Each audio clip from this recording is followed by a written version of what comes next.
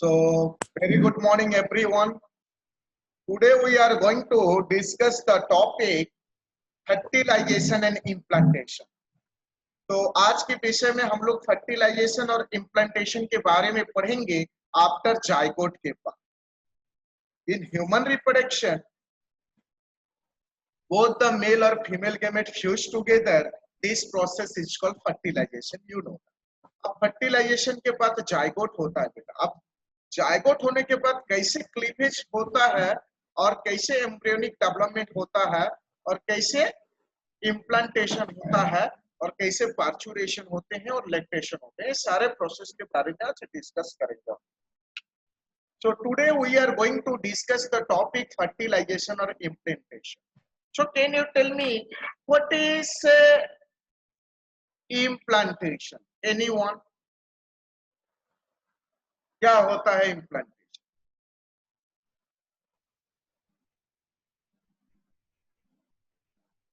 Sir जो blastocyst होता है उसको यूटेरस का एंडोमेट्रियम में सेट करता है। हाँ, जो ब्लास्टोसिस्ट होता है, ब्लास्टोसिस जो होता है सर उसका एंडोमेट्रियम, यूटेरस का जो एंडोमेट्रियम होता है ना, हाँ, यूटेरस एंडोमेट्रियम ना बेटा, the attachment of blastocyst, the attachment of blastocyst with uterine wall or uterus, this is called implantation. What is implantation? तो आज के विषय में हम लोग पढ़ेंगे फर्टिलाइजेशन और इम्प्लांटेशन के बारे में। So during the copulation, जब भी कोइटस होता है बेटा, the semen is released by the penis into the vagina. It is called insemination. तो बेटा during the copulation और during the coitus, जो बेटा मेल का जो मेल गेमेट स्पर्म या सीमेन है वो कहाँ पे रिलीज होगा? पेनिस से रिलीज होगा। कहाँ पे? भेजिना में, और उसके थ्रू से फेलोपियन ट्यूब में जाएगा। इसको अपन क्या कहेंगे? इंसेमिनेशन। सो सिंपली अगर देखेंगे the transfer of sperm inside the female genital tract, this process is called insemination. What is insemination?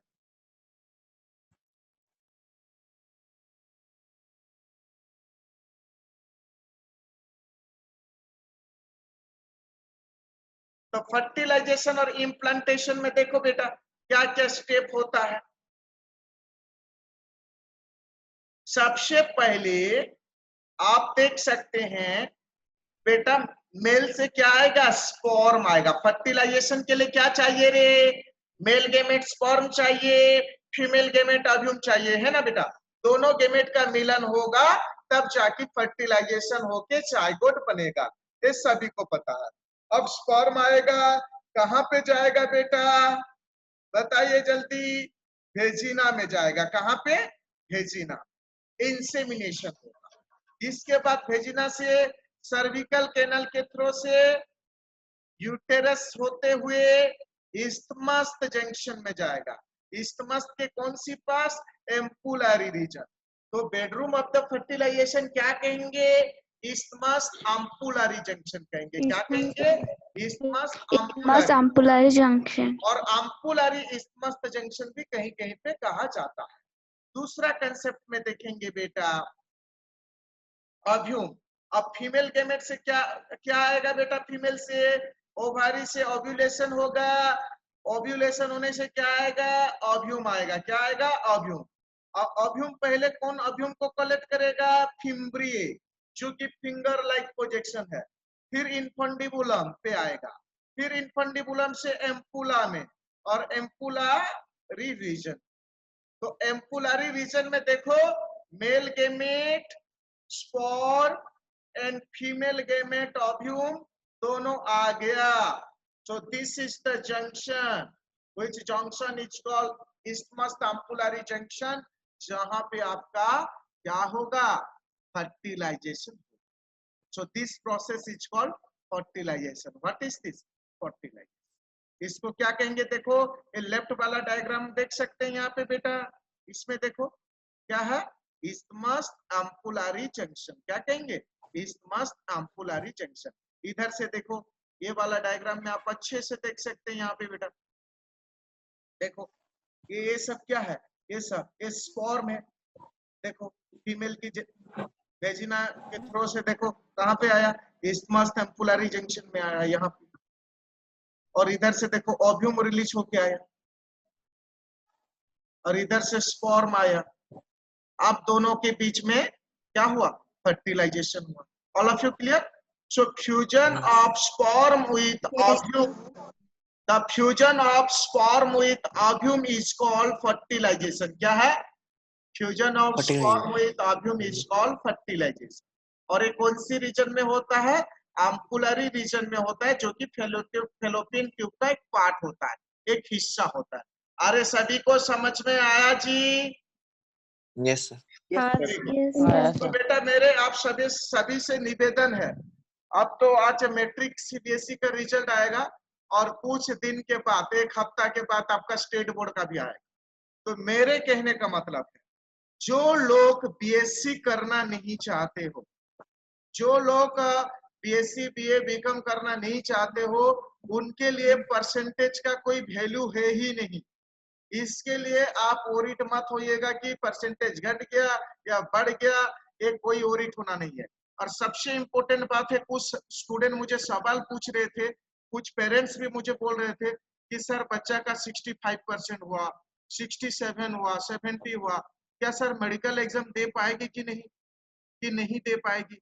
किसी ने गलत फहमी बोल रखा है शायद कि मेडिकल एग्जाम नहीं, 75% प्लस या 80 रखने से दे सकते हैं, एलिजिबल हो सकते हैं एडमिशन करने। तो ऐसा बिल्कुल नहीं है। तो 40% है ना। हाँ, इसीलिए मैंने यस्टरडे बेटा आप लोग को मतलब टेलीग्राम पे मैंने बताया था, कि डिस्कस भी किया था कि नहीं ऐसा नहीं है। तो सबसे इम्पोर्टेंट है स्टेट गवर्नमेंट नीट के लिए, देख लो यहाँ पे मैं थोड़ा सा बता दे रहा हूँ, सभी को पता होना चाहिए। स्टेट गवर्नमेंट नीट के लिए, नीट 2020 की जो एलिजिबिलिटी है बेटा, इसमें all state government medical college, all state government and private medical college के लिए आपको जनरल में 50% मार्क होना चाहिए। ओबीसी में आपको बेटा, ये याद रख लेना सब कोई, और कोई अगर गलत फहमी है तो भी बोल देना। ओबीसी में 45, और एससी और एसटी में बेटा आपको चाहिए 40%। इतना परसेंट आपकी इंटरमीडिएट में +2 में होना चाहिए एग्रीगेट, ठीक है? तब आपका अगर उधर रैंक अच्छा रहेगा तो आपको मिलेगा मेडिकल। मान लीजिए किसी का परसेंट 50 है या 60 है, लेकिन मेडिकल का जब रैंक निकला उसमें अच्छा रैंक है, तो उसको सीट मिलेगा गवर्नमेंट में।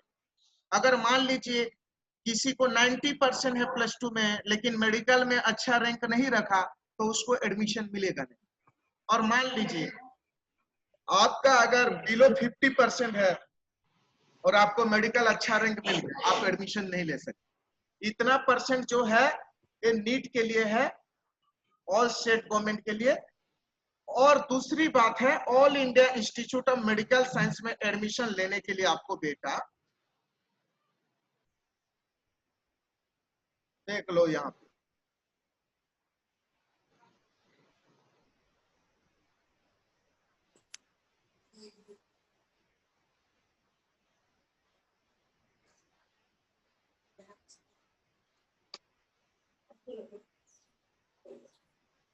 मेडिकल 2020 में अगर देखेंगे, जनरल में बेटा 60% होना चाहिए, फिजिक्स केमिस्ट्री बायोलॉजी इंग्लिश मिला के 60%, ओबीसी 55, एससी एसटी 50%। इतना परसेंट अगर आपका होगा तो आप एम्स में एलिजिबल है एडमिशन के लिए। अरे सभी को पता चला कि नहीं? यस और no? Yes sir. Yes, sir. तो इसीलिए those who are interested to be a doctor in your future, so you must be prepare yourself very sincerely, okay. और ये सब सोचना नहीं है कि नंबर घट गया किसी में। ये है बायोलॉजी में 17 तारीख से रीचेकिंग आ रहा है, रीचेकिंग कर देना जो जो सब्जेक्ट में आपका कम नंबर आया, कोई मतलब ही नहीं है। +2 मार्क का कोई इंपॉर्टेंट नहीं है। आपको एंट्रेंस मिल गई ना तो जिंदगी बदल गई। और एंट्रेंस एमसीक्यू क्वेश्चंस होगा, यहाँ कोई गफलाती होगा नहीं। और ये मशीन में चेक होता है OMR शीट, तो यहाँ पे कोई पार्शलिटी होगा नहीं। आपको अगर सही से करके आए हो तो आपको सही नंबर मिलेगा। इसलिए अपने ऊपर भरोसा रखो और अपने आप को चैलेंज करो। यार छोड़ो +2 में जो हुआ, मैं मेडिकल निकाल के रहूंगा और मैं स्टेट गवर्नमेंट या सेंट्रल गवर्नमेंट कहीं पे भी मेडिकल कॉलेज में मैं तो पढ़ूंगा ही पढ़ूंगा, डॉक्टर बनूंगा मीन्स बनूंगा, यही सोच रखो, ठीक है ना। और जो लोग देखो, और सेकंड बेटा, कुछ बच्चे का कंफ्यूजन ये होगा, मैं उनको भी बता देना चाहता हूं। देखो, आफ्टर क्लास इसके बाद पढ़ते रहेंगे और ज्यादा टॉपिक है नहीं। आफ्टर आप लोग सोचते होंगे कि सर आफ्टर +2 साइंस क्या स्कोप है। तो आफ्टर +2 साइंस अगर देखेंगे बेटा, तो आफ्टर +2 साइंस में आपको कहने के लिए चाहूंगा कि देखो, एक ग्रेजुएशन होता है, BSc है, BA है,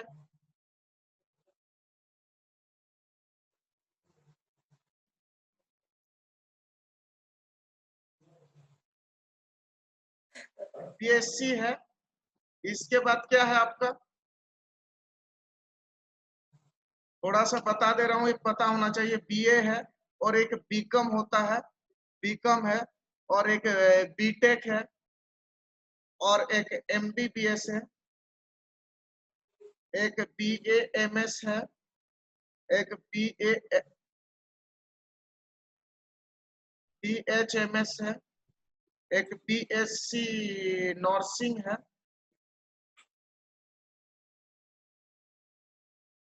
एक BSc एग्रीकल्चर है, ठीक है, BSc वेटनरी साइंस है।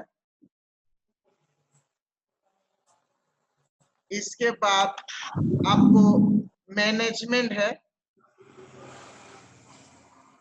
मैनेजमेंट लाइन है, ठीक है। तो अभी अगर देखेंगे बैचलर ऑफ साइंस या बैचलर इन आर्ट्स या बैचलर इन कॉमर्स, ये सब जो है ये नॉर्मल है आपका, नॉर्मल मतलब ग्रेजुएशन। बीटेक में आपका टोटल इंजीनियरिंग ब्रांच आ जाएगा। MBBS में आपका जो गवर्नमेंट मेडिकल कॉलेज सारा एलोपैथी वाला है। आयुर्वेदिक मेडिकल साइंस ये भी मेडिकल डॉक्टर है, BHMS भी मेडिकल डॉक्टर है। BSc नर्सिंग ये 4 साल का होता है, ज्यादा करके लड़कियां के लिए होता है, ये भी बहुत अच्छी है। BSc एग्रीकल्चर जो कि OUAT में, और BSc वेटरनरी साइंस OUAT में, या मैनेजमेंट जो ये वगैरह आपका बैचलर इन कंप्यूटर एडमिनिस्ट्रेशन, ये सब वगैरह वगैरह, उसमें मैनेजमेंट, होटल मैनेजमेंट, ये सब कोर्स सब होता है। तो आपको डिसाइड करना है आपको क्या करना है। और अभी देखेंगे अगर हमारा लोकेलिटी में, तो संबलपुर यूनिवर्सिटी के अंडर में 61 कॉलेजेस है, जो छोटा मोटा गांव में सब कॉलेज देखने को मिलता है। और अच्छा कॉलेज देखेंगे तो 2 कॉलेज है जो कि संबलपुर में, वो है +3 पढ़ने के लिए, जो कि आपको गंगाधर मेहर यूनिवर्सिटी BSc और बीकॉम के लिए।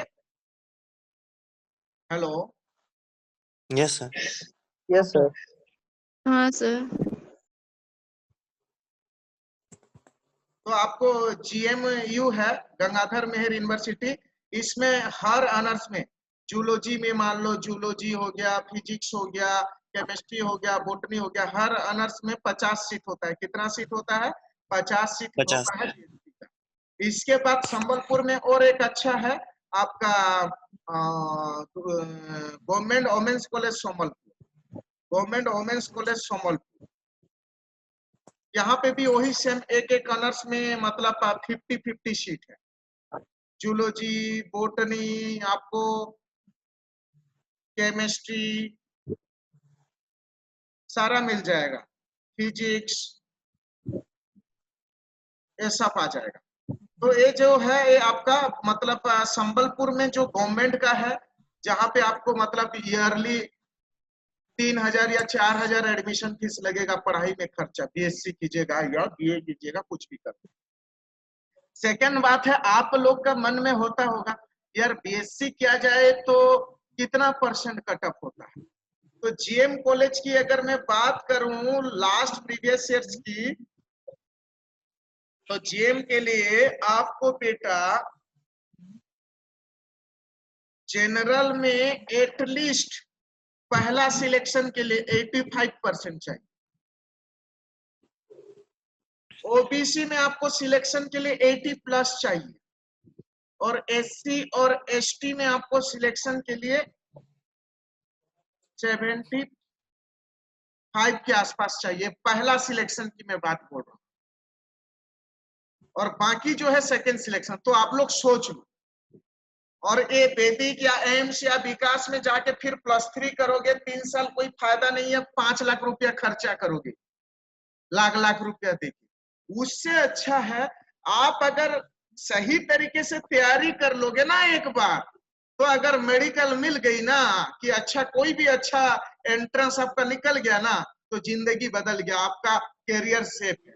मान लीजिए आपको बीएससी बीए बीकॉम कुछ भी मिल गया, आप करके आफ्टर दैट क्या करोगे? फिर बीडी करोगे, मास्टर टे हाई स्कूल मास्टर टे की एसएस मास्टर टे नहीं बोलबो, फिर मास्टर टे जदि नहीं करबो नहीं पाइबो बेले फिर नहीं एमएससी कोर्स, फिर एमएससी करी करी जॉब नहीं हेले फिर पीएचडी कोर्स, फिर पीएचडी करू करू तुमके 15 बरस हो जाइतबा। बुझुछ कि सेतानु बेस्ट हला तमे नॉर्मल ग्रेजुएट की छाड़ी करी प्रोफेशनल कोर्स में एंट्री करने के लिए कोशिश करो। प्रोफेशनल कोर्स में एंट्री करोगे तो जल्दी आगे बढ़ सकते हो। एमबीबीएस बीटेक ये सब करके भी आप आईएएस एग्जाम दे सकते हो, यूपीएससी एग्जाम दे सकते हो, डिस्ट्रिक्ट मजिस्ट्रेट का, कलेक्टर आईपीएस जो बनते हैं। तो इसके लिए ओरिट होना नहीं, इसीलिए मैं चाहता हूं जो लोग मतलब कम परसेंट लाए हुए हैं, ओरिट होना नहीं है। आप एंट्रेंस एग्जाम सारा दे के एडमिशन कर सकते हैं, इसीलिए एंट्रेंस के लिए फोकस कीजिए, और ये सब के लिए कोई मतलब मकसद मत रखे, कोई फायदा है। ठीक है, आगे चले।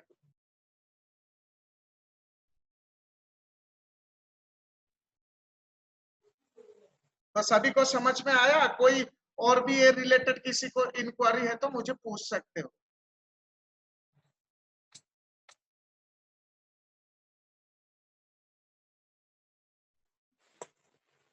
हम लोग जेएनयू से पढ़े हैं, आपका बायोलॉजी मैडम आईआईटी खड़गपुर से एमटेक किए हैं, फिर भी देखो जॉब नहीं।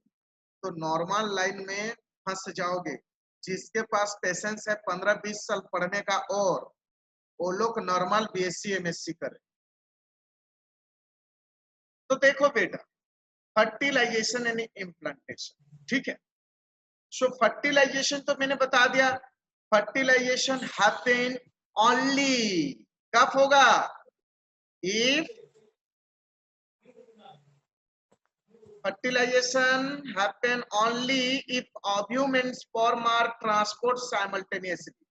अगर स्पर्म भी जाएगा, इधर से इंसेमिनेट होगा, और उधर से आपका क्या होगा, उधर से आपका ओव्यूम भी आएगा, तो दोनों शादी में आएगा, तो फर्टिलाइजेशन संभावना है, फर्टिलाइजेशन होने का चांसेस है। दोनों साइमल्टेनियसली एक ही टाइम पे एक ही समय पे आम्पुलारी रीजन, इस्थमस आम्पुलारी रीजन में आना चाहिए, तभी जाके दोनों के बीच में मिलन होगा और फर्टिलाइजेशन होगी। So all copulation do not lead to fertilization and pregnancy। बेटा लाखों लाखों आदमी है कॉपुलेशन कर रहा है, कोई टेस्ट कर रहा है रोज, ठीक है, लेकिन सारे क्या प्रेग्नेंट हो जा रहे हैं क्या वुमेन? सारे मतलब बच्चे पैदा कर रहे हैं क्या? नहीं। सारा कॉपुलेशन मतलब फर्टिलाइजेशन को लीड करेगा कोई मतलब नहीं है। आप तो कॉपुलेशन कर रहे हो, आपके थ्रू से सीमेन जा रहा है, लेकिन आप जब भी, मेल का एक खासियत है कि मेल जब भी कॉपुलेशन करेगा स्पर्म जाएगा, फीमेल में इंसेमिनेट होगा।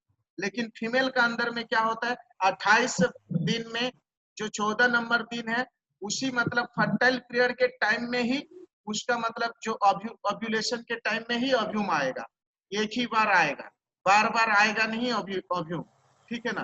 तो अगर उसी ओव्यूलेशन के दौरान आपकी सीमेन गया, तो वहां पे ज्यादा चांसेस है फर्टिलाइजेशन होने का, otherwise it not lead to fertilization and package. This is very very important concept, so remember. So बेटा ये वाला डायग्राम को देखो, ये वाला डायग्राम, ठीक है, ये वाला डायग्राम, ये वाला डायग्राम को देखेंगे तो ये राउंड वाला शेप का जो है बेटा, ये क्या है आपका, क्या है, ओव्यूम है, क्या है रे, ओव्यूम है, ये क्या है आपका ओव्यूम, और ये क्या है आपका spore, this is the spore. बेटा मैं अगर बोलूंगा एक बार स्पर्म इजैकुलेट करने से मिलियंस ऑफ स्पर्म आते हैं, 200 to 3 million spore, 300 million spore come towards the ovule। तो ओव्यूम की आउटर कवरिंग लेयर में बेटा मैंने कहा आपको जोना पेलुसिडा, तो स्पर्म को ओव्यूम के भीतर घुसने के लिए, एंट्री करने के लिए जोना पेलुसिडा की मदद से ही जाना पड़ेगा। Without zona pellucida layer they can not enter inside the ovum और cytoplasm of the ovum. So zona pellucida का काम क्या है बेटा, एक स्पर्म जब अंदर चले जाता है तो रेस्ट ऑफ द रिमेनिंग जो स्पर्म बचा उस एडिशनल स्पर्म को एंट्री करने में ब्लॉक करता है। तो जोना पेलुसिडा एक ऐसा मेम्ब्रेन है that block the entry of additional spore inside the cytoplasm of ovule। Is it clear what I'm talking to you, my dear students? So क्या है, जोना पेलुसिडा बेटा ओव्यूम का वो आउटर कवरिंग लेयर होता है जो कि एक स्पर्म अंदर एंटर करने के बाद बाकी rest of the remaining sperm को ब्लॉक करता है ताकि अंदर घुसने नहीं देता है। मतलब ये कहने का मतलब है कि आज सिक्योरिटी गार्ड का काम करता है। All of you clear?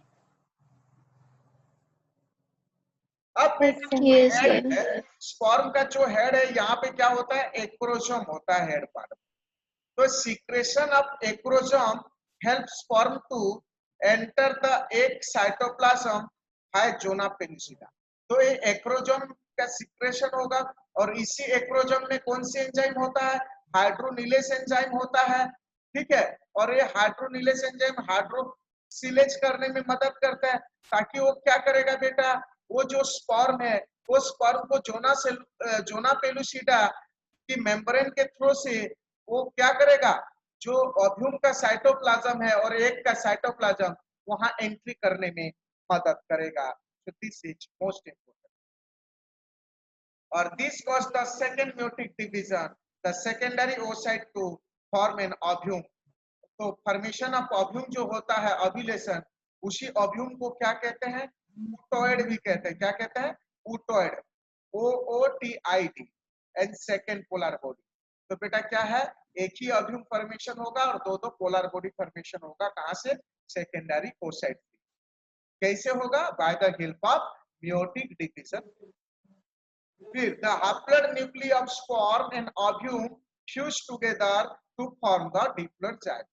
अब उसके बाद बेटा वो हैप्लॉइड ओव्यूम और हैप्लॉइड जो स्पर्म है दोनों एक दूसरे से क्या करेगा बेटा, फ्यूज करेगा और n + n = 2n बनेगा।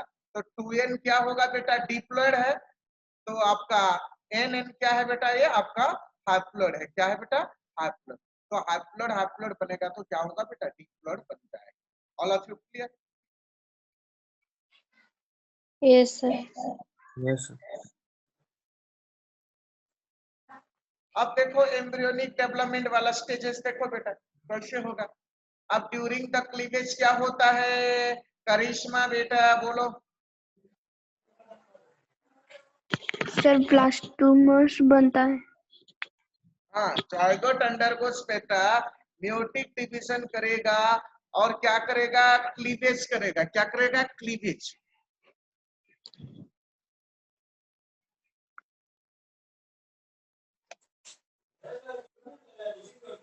तो क्या होगा, क्लीवेज होगा। आप ये धीरे धीरे धीरे धीरे धीरे धीरे धीरे धीरे धीरे धीरे धीरे धीरे क्या करेगा, जो जायगोट है बेटा ये क्या है, सिंगल सेल स्टेज है, ये 2 सेल स्टेज बनाएगा। फिर 2 to 4 cell stage, 4 to 8 to 16 number cell stage. तो 16 नंबर सेल स्टेज को क्या कहते हैं रे हम? मोरूला कहते हैं। क्या ब्लास्टोमा कहते हैं? मोरूला मोरूला कहते हैं। मोरूला ये फोर्थ सेल स्टेज हो गया। फोर्थ सेल स्टेज के बाद देखेंगे तो ए हो जाएगा ऐसे, ऐसे आएगा। 8 सेल स्टेज हो जाएगा, 8 से 16 टू फिर ब्लास्टोसिस्ट। तो 16 नंबर सेल स्टेज जो है इसको कहेंगे मोरूला। क्या कहेंगे? मोरूला। और बेटा मोरूला ये 2, 4, 6, 8 और 16 सेल स्टेज को हम लोग क्या कहेंगे बेटा? ब्लास्टोमर्स कहेंगे। क्या कहेंगे? Blastoma 2, 4, blastoma 6, 2, 4, 8, 16 daughter cell are called blastomers। क्या कहेंगे?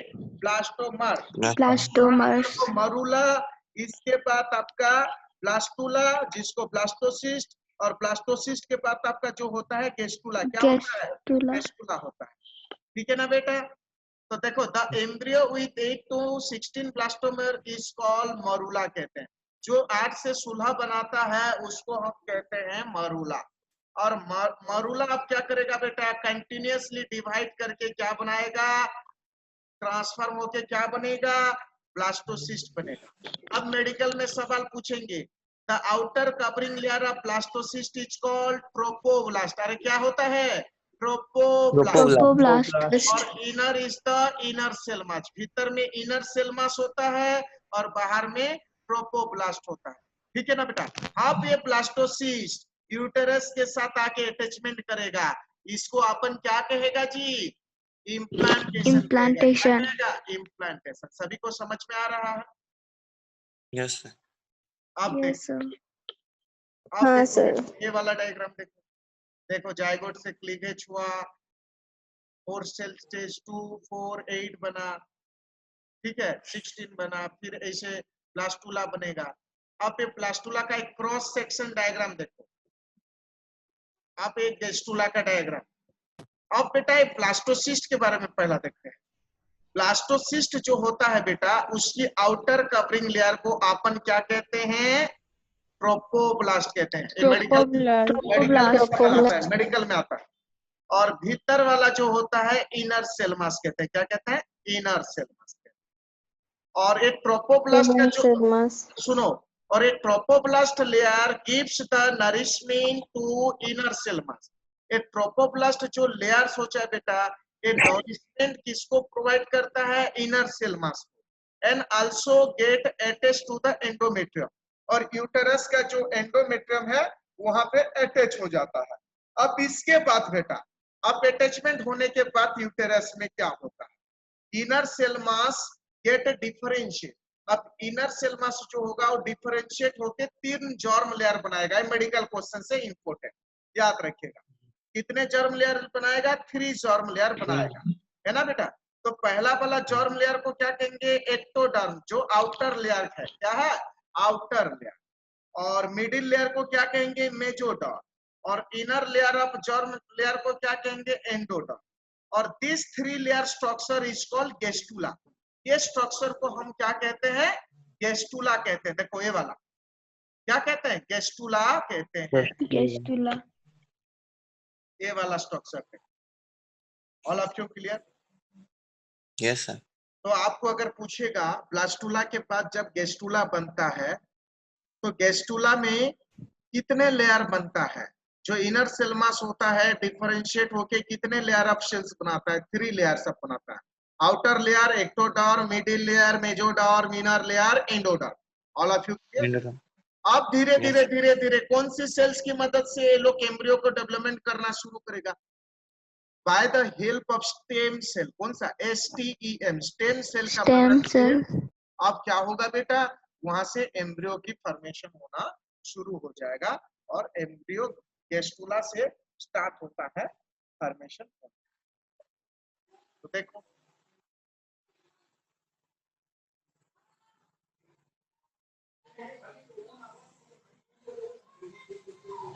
देखो ये वाला diagram. After attachment the uterine cell divide rapidly and cover the blastocyst.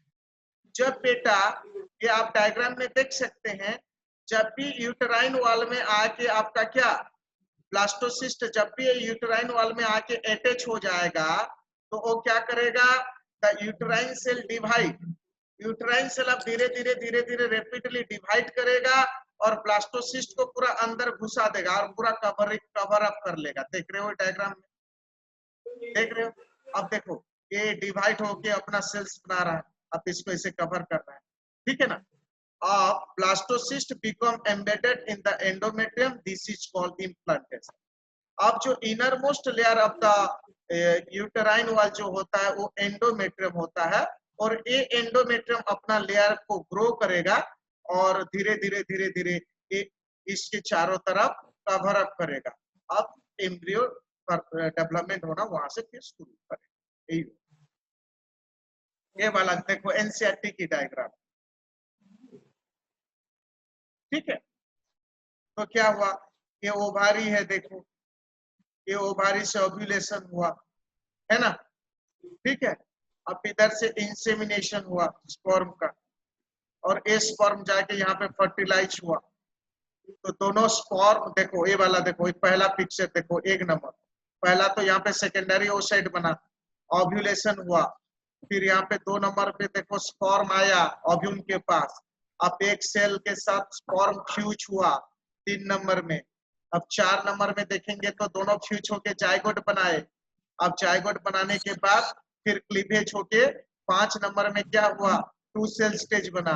फिर 6 नंबर में 4 सेल स्टेज, फिर 7 नंबर में 8 सेल स्टेज। ये प्रोसेस को क्लीवेज कहते हैं। फिर इसके बाद अगर देखेंगे मोरुला बना 8 नंबर स्टेज में। इसके बाद 9 नंबर स्टेज में ब्लास्टोसिस्ट, फिर ब्लास्टोसिस्ट पे था अटैचमेंट हुआ जाके यूटेरस में, एंडोमेट्रियम में। फिर वहां से क्या बना, क्या बना, गैस्ट्रुला बन के एम्ब्रियो डेवलपमेंट होना शुरू। क्लियर? Yes, sir. तो देखो प्रेगनेंसी एंड एम्ब्रियोनिक डेवलपमेंट कैसे होता है, हम लोग कभी डिस्कस करेंगे प्रेगनेंसी और एम्ब्रियोनिक डेवलपमेंट कैसे होता है। अभी लॉग आउट हो जाएगा तो तुरंत लॉग इन कर लेना। और बायोलॉजी आपका बायोडाइवर्सिटी कंजर्वेशन कंप्लीट हुआ क्या बेटा? हाँ सर। हाँ सर। तो लास्ट चैप्टर पढ़ना है ना, एनवायरमेंटल इशू। तो 9:30 हाँ स्टार्ट हो गया। हाँ, तो एनवायरमेंटल इशू आज क्लास दे दे रहा हूँ मैडम का।